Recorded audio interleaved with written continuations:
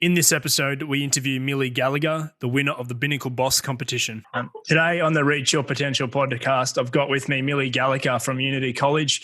How are you going, Millie? Yeah, good, thanks. How are you? Yeah, very well, thank you. And thank you very much for giving up your time. For those who don't know and those who haven't been following the Binnacle Boss competition, Millie is actually our winner for our inaugural competition in 2020. So first of all, congratulations. And yeah, how has things been since that announcement? Gosh, it's been a bit crazy, not going to lie there. Had a product shoot yesterday with a friend just to get all that ready and in order. So I've been pretty busy. No, that's awesome. And we definitely threw a little local journalism story from the Sunny Coast Daily the day after the announcement. How did that go? Oh, that was probably a bit scary. It was my first interaction with media there, so it was a bit of a shock. No, awesome. It's good to probably explore the different avenues out there. And obviously we've got digital publications, we've got social media channels, we've got podcasts is sort of the new flavour of the month. So there's a range of different ways we can get our brand and our message across. So, and that's probably the part of this podcast. We'll sort of unpack the journey of where you are currently. We'll talk about your Kook Dreems, and we'll talk about the unique name as well, the reasons for that, and then just sort of unpack and what you've got in store for the future with this business and potentially other businesses and other interactions. So I'm really looking forward to this one. Yeah, awesome. All right, we'll kick it off. Do you care to introduce yourself, name, age, school, and a little bit of Kook Dreems, and we'll go from there? Yeah, sure. So I'm Millie Gallacher. I'm 16 and I'm from Unity College. And Kook Dreems is just my umbrella company that I use in order to sell all of my creations. Yeah, awesome. And tell us about what is Kook Dreems? Where's the name come from first? The name is a bit of a funny story. So my personal background is I actually moved over to Australia when I was 10 from Malaysia. And before that, the UK. So I'm an immigrant over here. And obviously, I moved to a surf town. One of the new words that I heard a lot was kook, which obviously was used in a bit of a derogatory manner if someone could surf very well. But I don't know, I just saw it as someone that was always sort of getting up and trying. We're actually pretty resilient people, even if they weren't the best. And we're really just out there having fun. And it really resonated with me. So I know, I suppose the general name, just Kook Dreems, comes from that thing of you don't necessarily need to be professional in order to enjoy it and be good at it. And then the dreams was the 13-year-old me realizing I couldn't spell and spelled it with a double E instead of an EA on my business cards that I got printed. And then I just never changed it. Yeah, I like it. And you just stuck with it. Yeah. It's good to be unique. You got to stand out in and amongst the plethora of other businesses out there. So, well done for sticking at it. And sort of, I watched the trailer, and obviously I wasn't part of the judging, but I've seen your application. I've seen the business pitch and the uniqueness of that business pitch. You mentioned in the business pitch that you started your first business at 13, and was that Kook Dreems? That was sort of when it kicked off? Mm-hmm. Yeah, so when I was 13, I actually moved to 4 different schools that year just because my dad's job moved around. So one of the schools that I was at down in Melbourne, I didn't really want to make a ton of friends, and I just decided, okay, I'm just going to go to this random textile club that's there. Bear in mind, prior to that, I'd never sewed or created anything day in my life. I was just doing whatever. And I just really, really enjoyed it. I found that it was a great outlet for me to create what I wanted. So it started with making custom bags and orders, and then recently, obviously, my new product. Yeah, awesome. And so, you've mentioned the story of Kook Dreems. I definitely like it. Surftown, Unity College, for those who don't know, is at Caloundra. Obviously a fantastic part of the Sunshine Coast and the Queensland. And, perfect time, perfect weather. It's spring, it's summer, it's getting warmer, the waves are getting better. I love to spend a bit of family time up there. Mm-hmm. Good spot of the world. What made you get into the biodegradable plant business? And where do you see the sort of the gaps in the market in that industry? Yeah, it was pretty much by accident, really. Mum was doing some gardening, and obviously I was helping her. I was pretty bad at the whole gardening thing, so I was just taking the plants out of their little containers. Then I started making just stacks of them, and I realized, gosh, there are a lot of them. And then I guess it just sort of grew from there organically, that I was making little pencil cases and pots to put things in. I realized, hold on a minute, I could just use this and plant in it, and then that's it done. I've just been in development ever since. Yeah, that's awesome. And did you do a bit of research as well around the the damages and the concerns around obviously the plastics, getting into our environment and those types of things? Oh, yeah, definitely. I mean, I did a lot of research just online, looking at documentaries. I can't even count the amount that I've watched at this point. But also, you only really needed to look outside. I mean, I was going along for walks on the beaches and I'm seeing all the little microplastics. And I just really wanted to make a bit of a contribution to protect that. Yeah, definitely. And I suppose that's probably the way our younger generation are now thinking. They're now and probably more mindful around their impact in the wider environment. And I definitely think that's a Gen Y and Gen Z sort of type of behaviour. And I take my hat off for playing your part in society and making it a cleaner and safer and a happier place. Mhm. Do you care to dive into sort of Kook Dreems and the business pitch itself and sort of tell us from start to finish what that looks like? Yeah, sure. So it was actually a complete accident that I even heard about Binnacle Boss. It was a complete fluke. Me and Awesome. my friend were actually pitching a different business for an urban farm at our school. We Yep. were going to run to, let's say, Jill Myers. And she'd actually mentioned it because she had her certificate business class going into it. And she knew that obviously I had my own business and she just mentioned it to me. So I went from there with it. And I definitely had a lot of fun with my pitch. I cannot lie there. The blooper reels I've got of me just breaking out dancing where I just could not string a sentence together. Um, but yeah, it was just a really fun experience. No, that's awesome. And sort of in terms of the actual products that you're selling, what is so? How do you get the material? I know you mentioned in your application, but good for the wider audience to see what the actually the process is from getting the material, purchasing it, sewing, which I'm terrible at, putting it together, and then taking that next step further and sort of putting it into our plants and those types of things. Yeah, once I sort of had the entire process up and going, it's pretty straightforward. Basically, it's just made from a calico fabric, which is an unbleached, all natural sort of unfinished cotton. So it looks almost like a linen blend, except it is dirt cheap because it's what dressmakers and stuff use in order to create their patterns. So obviously, it's probably one of the cheapest materials out there. And it's unfinished and it's pretty quick to biodegrade as well. So I just thought that was perfect. I had some already in my sewing room from where I was testing out natural dyes and that sort of thing. And so that's where my prototyping came from. And once I just started getting the shape right and obviously sizes, I just started chucking plants in it and chucking it in the garden and seeing what it did. It was a bit of a trial and error process, but I got there eventually. Yeah, no, that's awesome. And can you add colors and range of different things to it as well? Yeah, definitely. Because it's just a pretty plain color, I've dyed them pink and purple before. It's just a bit of fun. You can play around with it a lot. Yeah, definitely. And do you sell these? I know the school itself has a co-op shop. Do you sell your products within that shop, or is it purely through your own channels? How do you go about selling these items? Because this product is so new, this is probably the first couple of months where I've actually started to sell a couple.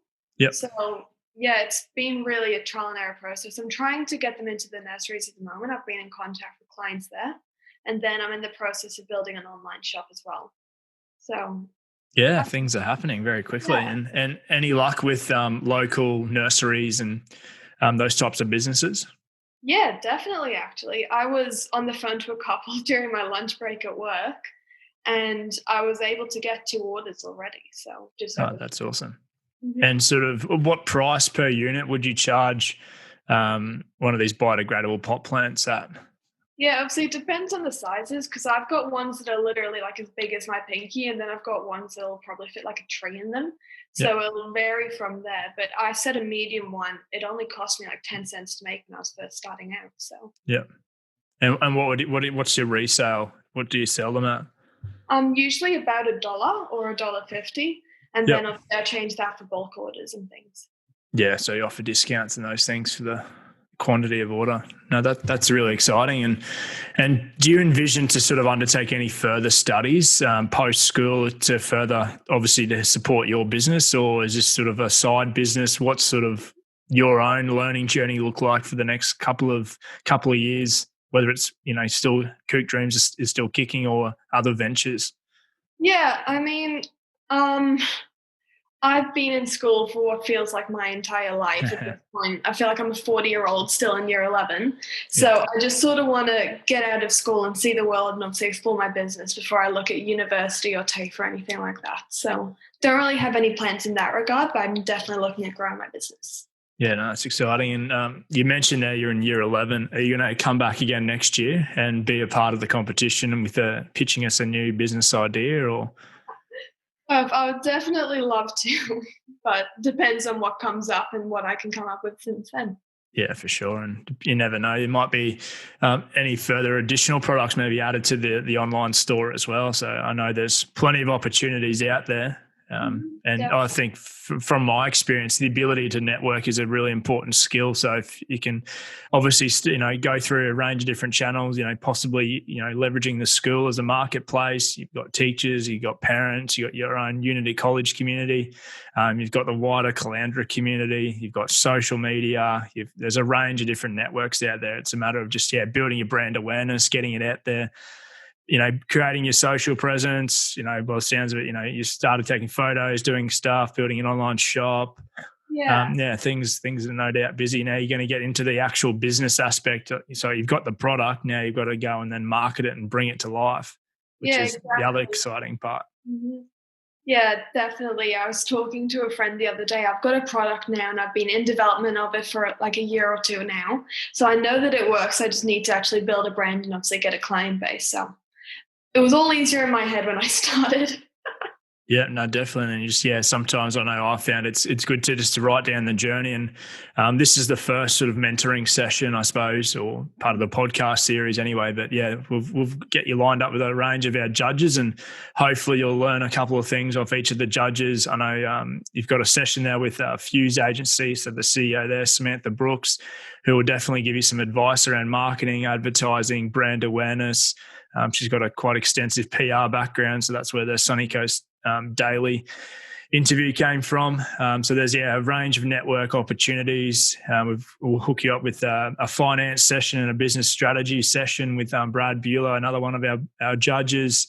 We'll also set you up with our creative team. So in the background of Binnacle, obviously Binnacle's the front. We've got a web developer. If you didn't know, like our learning management systems all online. So that's a whole new world of coding and flow and business development. So there's hopefully you'll learn a few things along the way from the people that we put you in touch with, and hopefully that'll kickstart the journey. Mhm. And are you thinking of adding a few additional products to the line of current sale, or are you just sort of zoning in on that sort of niche market, or how do you envision to scale this business? Yeah, I know. I've got a bit of an issue where I'll start one project and I'll keep on going with it, but I've got like 20 in the back of my mind already. Yeah. So I'm in development of a couple others at the moment, but obviously it'll take some time. But I'm really looking forward to seeing where obviously this one and a couple more go. Yeah, definitely. And are you sort of labor intensive? So you do from start to finish, that's 100% you from absolutely everything? Yeah, I know. I'm a bit of a control freak there. Mum's tried to help me before and I'll go, no, what are you doing? So, Yeah. I'm definitely the one to stay up until 2 a.m. finishing something. No, I love the hustle and the grind. It's an important skill to have, but you'll find as the business grows and hopefully you get more clients, you get into other businesses, you take on the conglomerates of Bunnings and those type of organizations as well. So hopefully, get to a point where you can scale up and you can potentially bring additional helpers in, or whether it's on the books or whatever. But definitely a line of thought to think about how you can scale it, and obviously how long would it take to create a biodegradable pot plant, like the It takes covering? about 2.5 minutes, if that. Oh, so it's pretty quick. So you could, if you get a few orders, you can knock a few out fairly quickly. And once you're in the flow, I suppose it's off you go. Definitely. Headphones on, just working. Yeah, definitely. Did you have any questions you wanted to ask of me in the current time that I could sort of potentially provide a bit of advice on? Or if you like. I don't know. I haven't really thought much. Oh, this is still setting in a bit. Yeah, So. definitely. But I suppose. Sorry, putting me on the spot here. No, I definitely have. I know. What advice would you have for me just going forward with this? Yeah, no, that's a good question. I'd be sponging as much information from as many people as you can. Yeah. What I've found through my experience, like my background, I'm a teacher by trade. Hmm. Um, and then I migrated to the vocational training space in the last couple of years. I've owned my own. I run about 3 businesses, similar to you, a million projects on the go. Just love the hustle. Hmm. Um, so I've got RYPN's a fresh business. It's around marketing, branding, creating, essentially helping others and people and businesses try and reach their full potential, and opening their eyes to the world of digital marketing strategies and digital technologies. It's the way of the future. Zoom, like what we're on right now, is how 95% of business meetings are happening if they're between 2 locations. Obviously, during the COVID response, that's not going away. So your ability to connect and network is a really important skill, and being personable. Hmm. Whether that's, and you'll find you'll be probably having to sift through a range of cold DMs, sending a message on Instagram, getting no reply, not beating yourself up, going on to the next person. And then obviously getting your face out there as well. So also think about your own personal branding as well as your business branding. So, having your personal socials along with your business socials, making sure they're consistent and they're up, they're growing, and you're building your brand awareness that way. Pitching to as many people as you can, sending emails, cold emails. A lot of it's going to be cold, and a lot of it's going to be a bit of grind up front. But as soon as you can get some runs on the board, when you get your clients, I'd be asking for some positive feedback or constructive feedback around product, service. What could I improve on? Testimonials are phenomenal in this current world. Whether that's, do you have a Facebook page as well? No, I don't actually. So Facebook page, Instagram. You mentioned there is it TikTok as well? That's a platform you're currently on. I've got a personal account there, but I'll probably create a business account on Yeah, there. yeah. So all those channels, like TikTok for your younger generation is massive at the moment.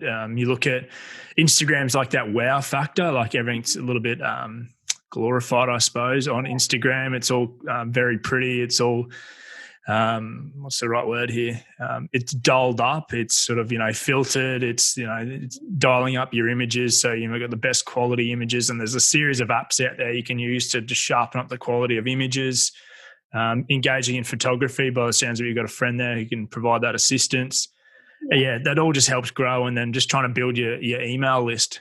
I know it's an old saying, the old emails and subscription models, but if you can get a list of clients, and you can put out newsletters, and emails are really important. And probably you look at the data, and this is through my own experience. In terms of a client purchasing a product, someone needs to see your item at least 20 times in the current climate, just because we're exposed to so much information. We've got billboards, and we're traveling to and from school or work. We see about 30,000 ads per day, like whether that's scrolling through Facebook or Instagram. There's paid Facebook ads, obviously Instagram, TikTok ads. On the news, there's heaps of information out there. So we're exposed to so much. It'd just be trying to sift in, creating a bit of a niche and finding that route. But just trying to splash as much information as you can across all those channels. Okay, gotcha. So it's a big old world, the business world. But collaborations and networking, and whether you come to an agreement with some of these nurseries, whether it's they take a percentage or you take a percentage, or whether you're looking at getting other people to raise capital as well. So essentially, giving you money to help, start up your website, or I know there's a series of grants too. I'd be probably looking into that a little bit further. Business grants, especially because you're quite young. There might be some good opportunities out there, and obviously with COVID response as well, small business is sort of the flavour, and the government wants people back into work and jobs and back. That kicks off the economy. So they're putting a lot of money back into small SMEs, which Brad will talk about, so small to medium-sized businesses.